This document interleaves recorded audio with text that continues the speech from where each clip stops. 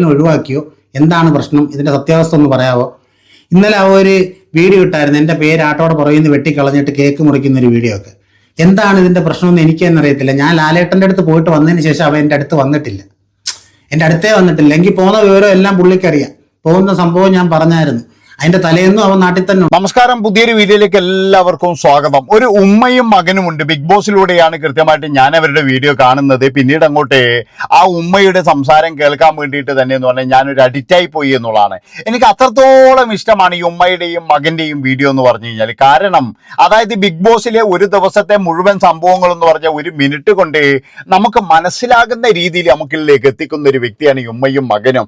ഏതായാലും മകൻ എന്തെങ്കിലും ചോദ്യം ചോദിക്കും, ഉമ്മ അതിന് മറുപടി പറയും. അപ്പൊ ഇപ്പൊ അവരുടെ വീട്ടിൽ ചെറിയ പ്രശ്നങ്ങളും കാര്യങ്ങളൊക്കെ നടന്നുകൊണ്ടിരിക്കുകയാണ്. അതായത് ഈ മുഹമ്മദ് സർജു എന്ന് പറയുന്ന ആൾക്ക് ഒരു കൂട്ടുകാരൻ കൂടി ഉണ്ടായിരുന്നു. അയാളുമായിട്ടുള്ള വീഡിയോ ആണ് ആദ്യം മുതൽ ചെയ്യാറ്.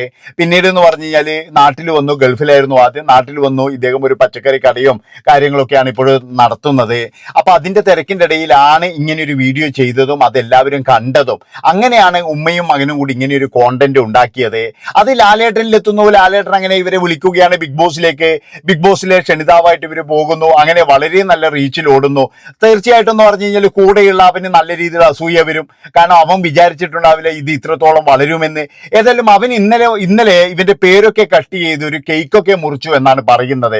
അതുകൊണ്ട് തന്നെ വിശദീകരണവുമായിട്ട് സർജു, ഉമ്മ ഇവർ രണ്ടുപേരും എത്തിയിട്ടുണ്ട്. എന്താണ് ഇവർക്ക് പറയാനുള്ളത്? എന്താണ് ഇവർ തമ്മിലുള്ള പ്രശ്നം? അതായത് ഒരുപാട് ബാഡ് കമന്റുകളും കാര്യങ്ങളൊക്കെ വരുന്നുണ്ട്. ആ കമന്റിന് പിന്നിലൊക്കെ എന്ന് പറഞ്ഞ് ഇവരെ കൃത്യമായിട്ട് അറിയുന്ന ആൾക്കാരാണ്. ഇവരെ ടാർഗറ്റ് ചെയ്തുകൊണ്ടാണ് ആ കമന്റ് ഒക്കെ വരുന്നത് എന്നാണ് എനിക്ക് തോന്നിയിട്ടുള്ളത്.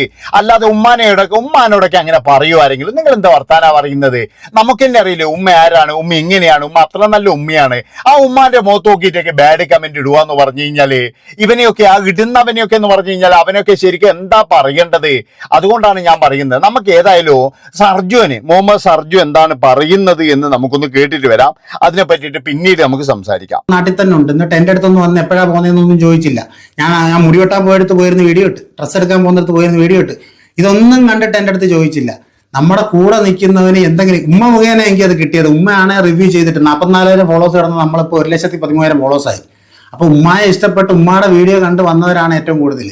അപ്പം ഈ ഉമ്മ അതിൽ കുറച്ച് ഇതായെന്ന് വെച്ചിട്ട് അതിലെന്താണ് ഇവൻ ഇത്ര ഈഗോ തോന്നാനുള്ള പ്രശ്നമെന്ന് എനിക്കറിയത്തില്ല. അതിനുശേഷം വരാത്ത അത് ഞാൻ ഇത് ക്ലിയർ ആയിട്ട് പറയാൻ നിങ്ങൾക്ക് അത് ബോധ്യപ്പെടണമെന്നുണ്ടെങ്കിൽ 90 വീഡിയോകൾ ഉമ്മാടെ ചെയ്തിട്ടുണ്ട്. ഏതെങ്കിലും ഒരെണ്ണത്തിൽ അപ്പോൾ ഒരു കമന്റെങ്കിലും ഇട്ടിട്ടുണ്ടോ എന്ന് നോക്കുക. എൻ്റെ കൂടെ വീഡിയോ ചെയ്യുന്നവനാണ് ഞാൻ. ടിക്ടോക്ക് കാലഘട്ടം തൊട്ട് അവിടെ തൊട്ടേ മ്യൂസിക്കലി അതും ഇതും എല്ലാം ഒറ്റയ്ക്ക് ചെയ്തുകൊണ്ടിരുന്നിട്ട് ഇവൻ ഗൾഫിലേക്ക് വന്നപ്പോഴത്തേക്ക് ഇവനെയും കൂടെ കൂട്ടിയാണ് നമ്മൾ ഈ വീഡിയോ ചെയ്ത് റീച്ച് ആവാൻ തുടങ്ങിയത്.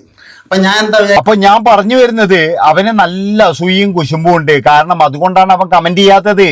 അവൻ നിങ്ങൾ മോഹൻലാലിന്റെ അടുത്ത് എത്തിയതും അതുപോലെ ബിഗ് ബോസ് ഇട്ട് ഇങ്ങനെ റീച്ച് ആകുന്നതും ഇതൊന്നും എന്ന് പറഞ്ഞു കഴിഞ്ഞാൽ ആ പുള്ളിക്കാരനെ പിടിക്കുന്നില്ല.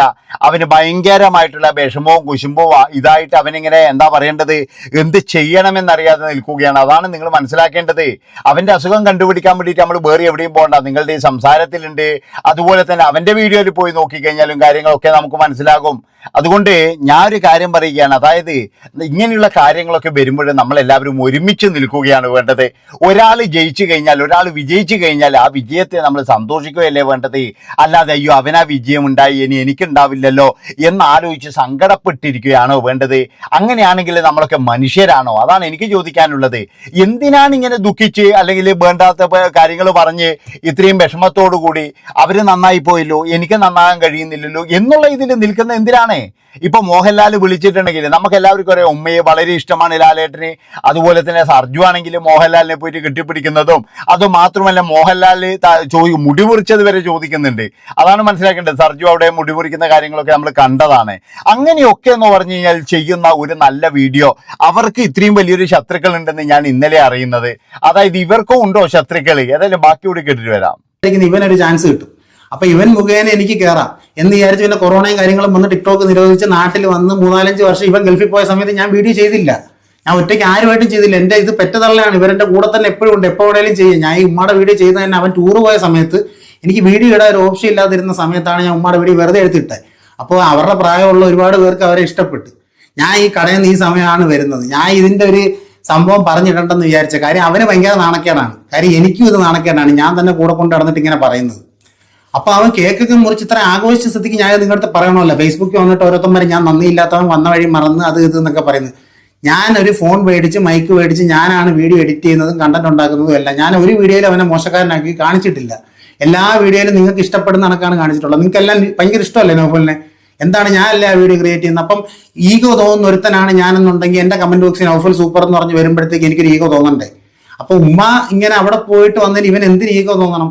ഉമ്മയുടെ ഒരു വീഡിയോ ഹിറ്റായി, കുറെ പേര് 50 ലക്ഷം പേര് കണ്ട്, അല്ലെ ഇപ്പം ഏഷ്യാനെറ്റിൽ പോയി ലാലേട്ടനെ വിളിച്ച്. അപ്പൊ ഉമ്മയാണ് അവിടെ വിളിച്ചത്. ഇവർക്ക് പ്രായം ഇത്ര ഉള്ളതുകൊണ്ട് ഇവർക്ക് ഒറ്റയ്ക്ക് പോകാത്തതുകൊണ്ട് ഇവരെയും കൊണ്ടാണ് ഞാൻ പോയത്. അംഗീകരിക്കണ്ട, കുറ്റം പറയാതിരിക്കുക. ഇവൻ കേക്കൊക്കെ മുറിച്ച് ചെയ്യുമ്പോൾ ആളുകളിലേക്ക് എന്നെ തിന്നാൻ വേണ്ടി ഇട്ട് കൊടുക്കുക. ഒരു നന്ദികേടാണോ അല്ലെങ്കിൽ നിങ്ങൾ ആലോചിച്ച് നോക്കിയാൽ മതി. ഞാനിത് മറുപടി പറയണ്ടെന്ന് വിചാരിച്ചു. അപ്പൊ ഈ ഫേസ്ബുക്കിൽ കുറെ അവന്മാർ വന്നിട്ട് നാളെ തള്ളയും കൊണ്ടുപോയി വിൽക്കും എന്ന് പറയുന്നവന്മാർ, ഈ തന്തയില്ലാത്തവന്മാർക്കുള്ള മറുപടിയാണ് ഞാൻ കൊടുക്കുന്നത്. ഒന്നാമത്തെ കാര്യം എന്ന് വെച്ചാൽ അങ്ങനെ പറയുന്നവന്മാർ ജസ്റ്റ് മെസ്സേജ് അയച്ച് എൻ്റെ അടുത്ത് ചോദിക്കാം എന്താണ് സംഭവം, തള്ളയും കൊണ്ടുപോയി വിൽക്കും എന്ന് പറയുന്നവന്മാർക്ക് എനിക്ക് മെസ്സേജ് അയച്ച് എൻ്റെ അടുത്ത് ചോദിക്കാം ഞാൻ എന്ത് തെറ്റാണ് ചെയ്തതെന്നുള്ളത്. ലാലേട്ടൻ്റെ അടുത്ത് പോയിട്ട് ഇവ എൻ്റെ അടുത്ത് വന്നിട്ടില്ല. നിങ്ങൾ നോക്ക്, 90 വീഡിയോ ഉമ്മാടെ ഉണ്ട്. ഒരെണ്ണം പരിശോധിച്ച് നോക്കുക അവ ഇട്ട ഒരു കമന്റ് ഉണ്ടോന്ന്, എന്തെങ്കിലും ഒരു സപ്പോർട്ട് ചെയ്തിട്ടുണ്ടോന്ന്. ലാലേട്ടൻ്റെ അടുത്ത് പോയ വീഡിയോ പോലും ഒരു കമന്റ് അവ ഇട്ടിട്ടില്ല. അപ്പോ മുഹമ്മദ് സർജു പറയുന്നത് എന്താണെന്ന് വെച്ച് കഴിഞ്ഞാൽ ഉമ്മയെ വിൽക്കും എന്നൊക്കെ പറഞ്ഞിട്ടുള്ള നിരവധി കമന്റുകളും കാര്യങ്ങളും ഇതൊക്കെയാണ് വരുന്നത്. ഇവർക്കൊക്കെയുള്ള കൃത്യമായിട്ടുള്ള മറുപടിയാണ്. എന്തിനാണെടോ, ആരെങ്കിലും എങ്ങനെയെങ്കിലും ജീവിച്ചോട്ടില്ലേ? ആ ഉമ്മയുടെ കഴിവ് പ്രകാരം ആ ഉമ്മ വളരെയധികം എല്ലാവരെയും നല്ല രീതിയിൽ ചിന്തിപ്പിക്കുന്നു, ചിരിപ്പിക്കുന്നു. ഞാൻ പറഞ്ഞല്ലോ, ഇതിൻ്റെ അകത്ത് നിന്റെ ബാഡ് കമന്റ് ഇടുന്നത് ചിലപ്പോഴും എനിക്ക് തോന്നുന്നത് PR തന്നെയായിരിക്കാം കൂടുതൽ.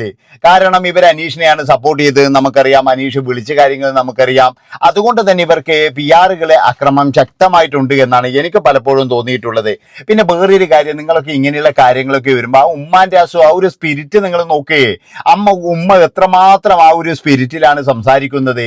അപ്പൊ ഇതല്ലേ വേണ്ടത്. അല്ലാതെ നിങ്ങൾ വിചാരിക്കുന്നത് പോലെ ഇവിടെ ഒരു വലിയൊരു പ്രശ്നമുണ്ടാക്കി അവരെ അങ്ങ് തേച്ചൊട്ടിച്ച് എന്തിനാണ് അങ്ങനെ മോശം പറയുന്നത്?